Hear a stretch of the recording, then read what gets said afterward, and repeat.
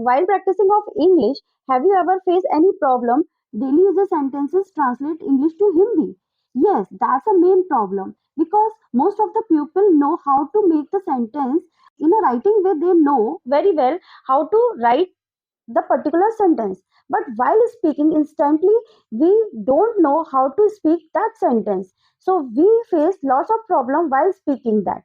So my dear friend, today we are going to discuss about how to use the daily user sentences English to Hindi. We know very well how to make this particular sentence English to Hindi. But some simple sentences we know very well how to translate English to Hindi. But some difficult sentences that are we using in daily life, but we don't know how to translate it. So today we are going to discuss about these type of sentences. How do we use the sentences in a daily life, and how do we translate English to Hindi? So my dear friend, my name is Neetu Gupta and you are watching English Power channel. So today we are going to discuss about this type of sentences, those we are using in daily life. So let's get started. The first one is, आज तुम्हारी कौन सी class थी? Means which class did you have today?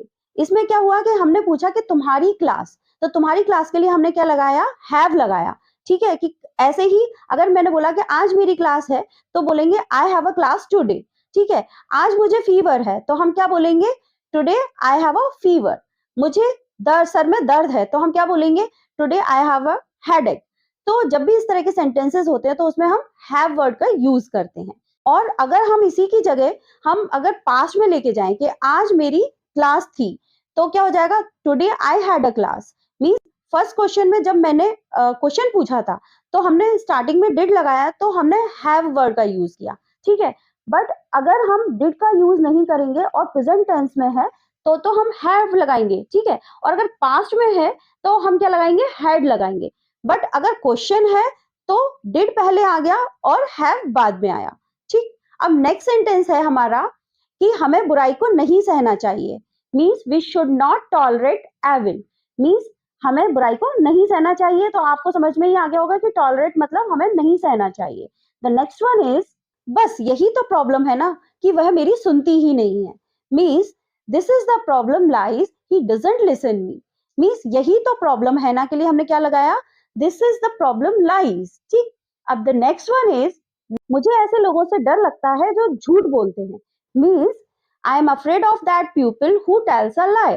Means मुझे ऐसे लोगों से डर लगता है, तो इसकी जगह हमने क्या लगाया? I am afraid of that people. The next one is, किसी ना किसी को तो कुछ करना ही है। Means someone has to do something. AC 5 घंटे से चल रहा है, इसको बंद कर दो। AC has been running for 5 hours, so please turn it off. The next one is, कटे हुए फ्रूट्स फ्रिज में रखे हुए हैं, प्लीज ले लो। Means cut fruits are kept in the fridge, please take them. The next one is, मुझे दौड़ने के बजाय वॉक करना पसंद है। Means I like to walk rather than run. Means rather than हमने किस लिए लगाया? बजाय। तो बजाय जब भी हम वर्ड यूज करते हैं तो हम लगा सकते हैं रैदर देन। तो हमने क्या बोला? I like to walk rather than run. The next sentence, most of the people use this sentence one time in their life. मेरा मन भर गया है, मेरा किसी से भी बात करने का मन नहीं करता है। So how to translate it in English? I am mentally exhausted.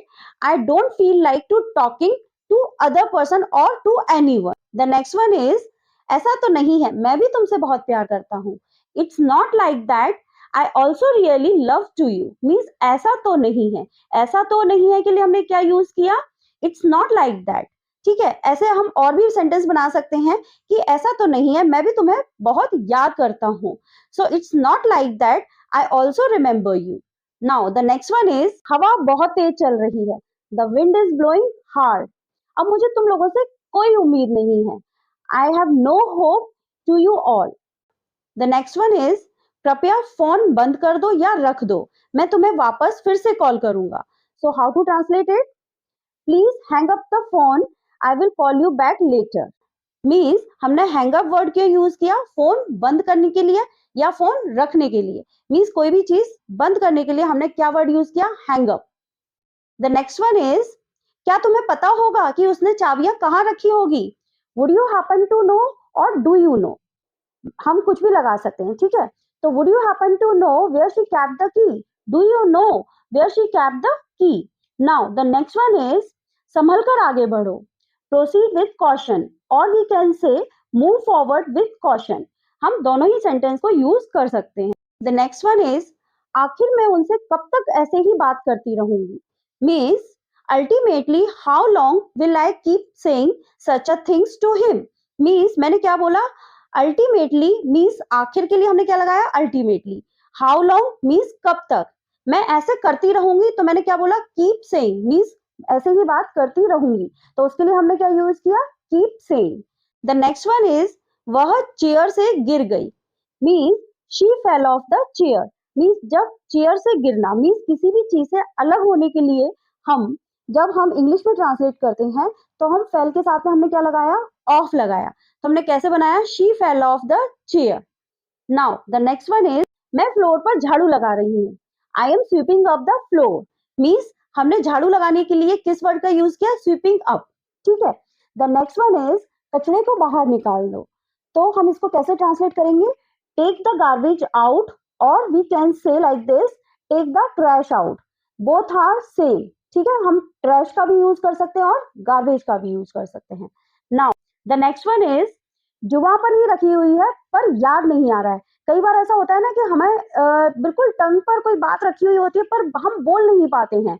तो उसके लिए हम क्या यूज करते हैं it's tip on my tongue but I am not able to remember this.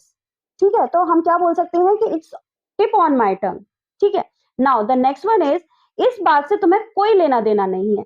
It's none of your business. क्या बोला हमने it's none of your business means इस बात से तुम्हारा कोई भी लेना देना नहीं है. My dear friend, I look forward that you like most those sentences which are very useful for your daily user sentences and which are very helpful for practicing English so that your fluency will be enhanced. My dear friend, I look forward that if you are practicing these sentences day to day, I make sure that your English practicing will be enhanced and your fluency will be improving day to day. So, if you are practicing day to day and if you are practicing daily user sentences daily, then your improving level becoming high. So my dear friends, please keep practicing, keep learning. It's a very important thing. Practice makes us perfect. Do you know about that? So just keep in your mind that learning has no age, no limit. We should always keep learning so that you can move forward towards your goal. So my dear friend, please keep learning, keep watching, keep practicing. And I will come soon with the next video. Till then, take care of yourself. Bye my dear friend.